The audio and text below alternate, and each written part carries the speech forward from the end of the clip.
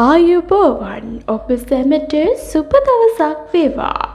ජුනි 29 වෙනිදා හෙම්බත් වූ ලෝකයට සැනසුමක් දෙමින් සිකුරු උෂුඹයට ඔබේ ලග්නයට කෙසේදැයි විමසා බලමු. ලෝකායතන ජ්‍යොතිෂයට අනුව සෙනසුරු මීනයේ නැත්නම් 12 වැන්නේ ගමන් කිරීම කොහොමත් යෝග්‍ය වන්නේ නැත. ලෝක ප්‍රජාවගේ වියදම ඉහළ යනවා. ඒ වගේම රෝහල්ගත වීමේ පිරිස සංඛ්‍යාත්මකව ඉහළ යනවා. ඒ වගේම ගුරු මිථුන වන තුන්වන රාශියේ තැබීමත් යහපත් නොවනවා. සෙම් හා පෙනහළු ආශ්‍රිත රෝග වසංගත බෝවීමේ ප්‍රවණතා ඉහළ යනවා. මේ අතර අසුර රජ රාහු අයස්ථාන නැතිනම් 11 වැන්නේ සිටීමද විශේෂ වෙනවා. විනාශකාරී ආවේගශීලී යක්ෂ අනිත් අතට කුජකේ ගුණ ගෙන දෙන කේතු කුජ සමග සංයෝගව පස්වෙනි භාවයේ ගමන් කරන නිසා තරඟකාරී බව ඉහළ යනවා. සාමාන්‍ය ස්වභාවය නම් කෙසේ හෝ දිනීමට උපක්‍රම ක්‍රියාත්මක කරනවා. බුධ 22 වැනිදා කටක රාශිගත වීම සංනිවේදන ගැටලු තාක්ෂණික හෝරා වැඩ උත්සාහ වනවා. මේ සියල්ල මේ වන විටත් ඇසට පේන ලෙසට ක්‍රියාත්මක වන බව නොරහසකි. ඒ අයුරින් සෑම ග්‍රහ බලයක්ම නුහුරට ගොස් ලෝම කලබා ලෝම ගිනි තැබීමට වෛර දරින මොහොතේ අසුර ගුණ වගේම ලෞකික ලොව සුරතලිය වන සිකුරු සිය ස්වක්ෂේත්‍ර භවන වන උෂභ රාශියට ලෝකායතනයේ දෙවැන්නට 2025 ජුනි 29 වෙනිදා සවස 2:10ට ප්‍රවිෂ්ඨ වනවා. මෙය ඉහත බොහෝ පීඩාවන් මත සිටින ලෝකවාසීන්ට යම් ධනාත්මක අස්වැසිල්ලක් වනවා. යටපත් වී තිබූ තාක්ෂණික කටයුතු යලි විවිධ කෝණ අනුව ක්‍රියාත්මක වෙනවා. පෙර පින ඉස්මතු වී අපගේ ලෝකවාසීන්ගේ ලෞකික කටයුතු යම් පමණ හෝ ඉහළට එසවෙනවා.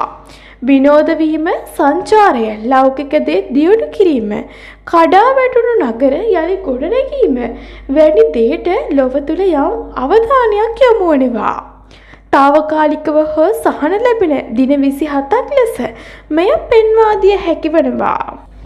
ශ්‍රී ලාංකීය අපටත් 4 වෙනි භාවයේ සිකුරු බලවත් වීම ඉතා යහපත් බවක් පෙන්눔 කරනවා.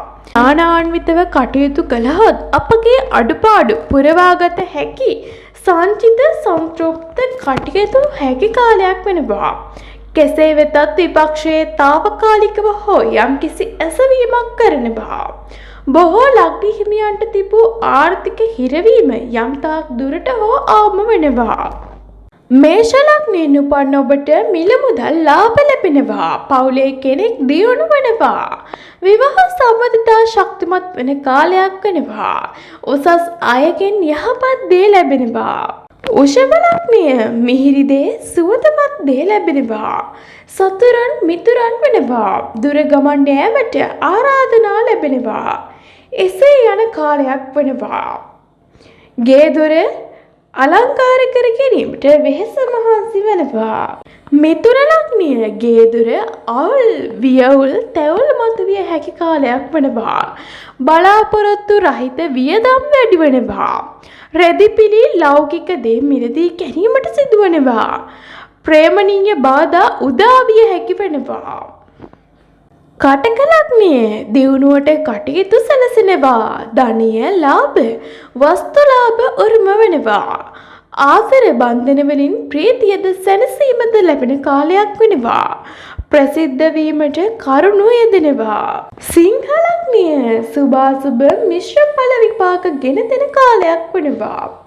ස්ත්‍රීන් සමග අවුල් ඇති වෙනවා. ඉඳ හිට වරින් වර වාසනාව මතුවන බවක් පෙන්눔 කරනවා.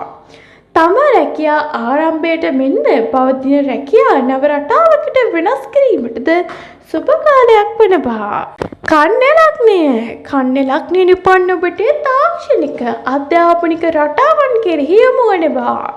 ත්‍යාගවන්ත වෙනවා, ආදර සම්බන්ධ ඇති වෙනවා, විදේශගත වීමේ භාග්‍යද උදා කරනවා, පින් කිරීමට ආශාව ඇති වෙනවා. තුලා ලග්නය විවාහ වී සිටින අයට ප්‍රීතිමත් කාලයක් වෙනවා. ගේ දොරවල් ලැබීමේ භාග්‍ය සහිත වෙනවා. විදේශගත වීම උරුමකම් උදා වෙනවා.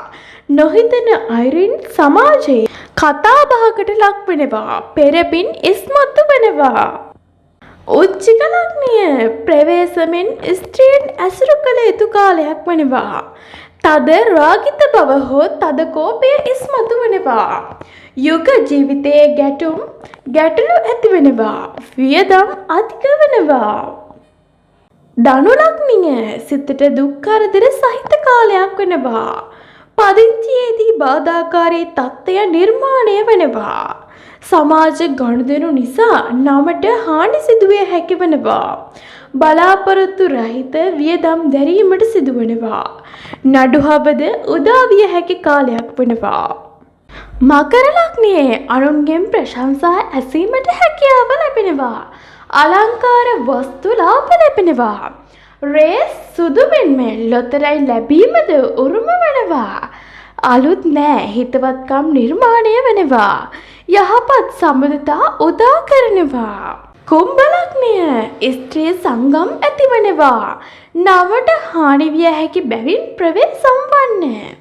දේපල වලින් ලාභ ලැබෙනවා. සමාජයේ පිළිගැනීමද ප්‍රසාදයද උරුම වෙනවා. කරගෙන ආ වැඩ හෝ අඩාල වූ වැඩ යලි දියුණුව ලෙස ඇරඹෙනවා. මීන ලග්නය සහෝදර සහෝදරියන්ට යහපත් කාලයක් වෙනවා. සතුරන් නැතිවේ ප්‍රීති උත්සව ලබන්නට හැකියාව ලැබෙනවා. මිත්‍රයන්ගේ ආශ්‍රයද උපකාර ලැබෙනවා. යහපත් වස්ත්‍රාභරණ ගරුසරු ලැබෙන කාලයක් වනවා. මෙවැනි වීඩියෝ නැරඹීම සඳහා අපගේ YouTube channel එක subscribe කර bell icon එක ක්‍රියාත්මක කරන්න.